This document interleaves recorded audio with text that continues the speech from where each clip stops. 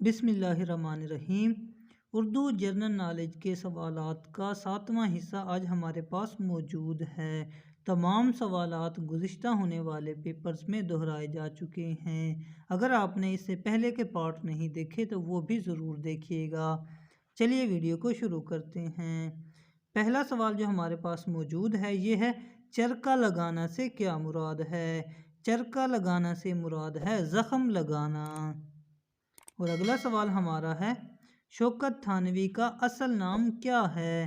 شوکت تھانوی کا اصل نام ہے محمد عمر۔ اور مشہور ناول نگار ابن صفی کا اصل نام کیا ہے؟ ابن صفی کا اصل نام ہے اسرار احمد، اور ابن صفی جاسوسی ناول نگار کے طور پر مشہور ہیں۔ اگلا سوال ہمارا ہے بشاشت سے کیا مراد ہے؟ بشاشت سے مراد ہے چالاکی۔ اور گھر نہ دیوار میاں محلے دار سے کیا مراد ہے؟ اس سے مراد ہے مفلس آدمی کا شیخی بگاڑنا۔ اور کچا چٹھا کہنا سے کیا مراد ہے؟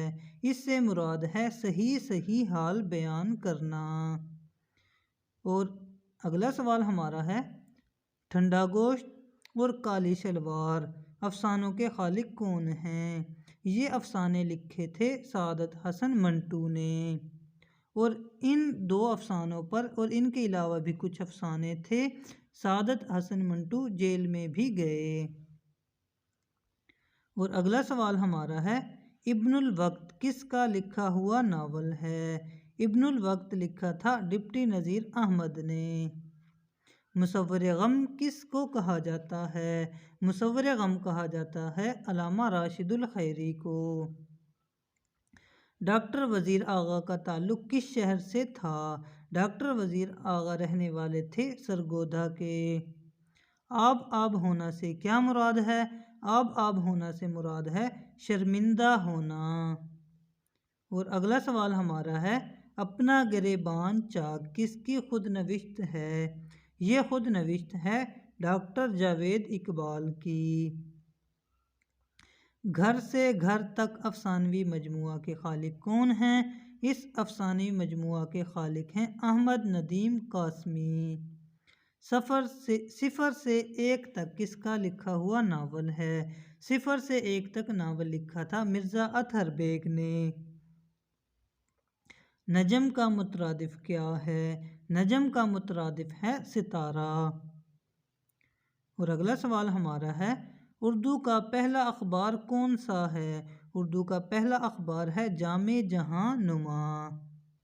اور صبح، دوپہر، شام، رات گرامر کی روح سے کیا ہیں؟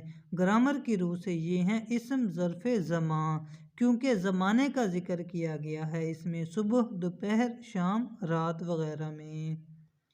3 حرف بھیجنا سے کیا مراد ہے؟ 3 حرف بھیجنا سے مراد ہے لعنت بھیجنا۔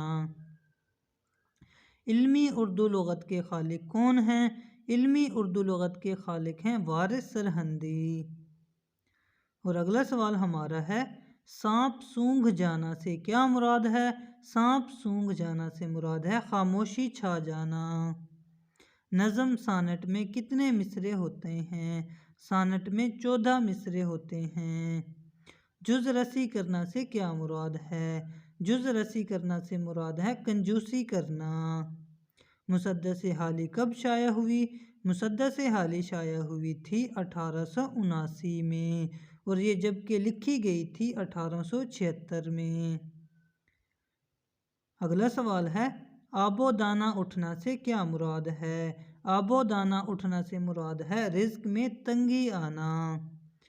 بقدر اشک بلبل سے کیا مراد ہے؟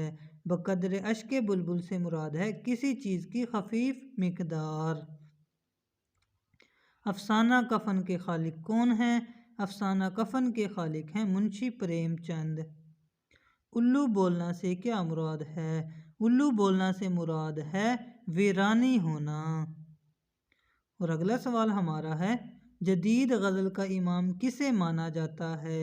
جدید غزل کا امام حسرت موہانی کو مانا جاتا ہے۔ شکریہ، دعاؤں میں یاد رکھیے گا۔ اللہ حافظ۔